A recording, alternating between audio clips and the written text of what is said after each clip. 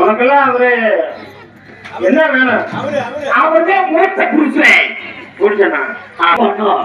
ஓய் அப்படியே கேட்கிறானே அப்ப ஓடை போட்ட மூனையே பிஎம் சொல்லிச்சே போய் அறிவட்ட சிரிக்க தக்காளி பழத்தை நசுக்கிற மாதிரி நான் சொல்றேன்.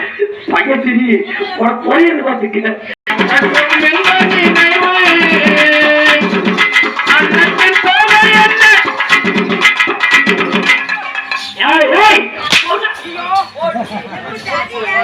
போடுங்க நல்லா போடுங்க. ரூசு முடிச்ச பாருங்க. அன்னத்தின் போதை என்ன அன்னிக்கல் என்று சொல்லும் பார்வையோ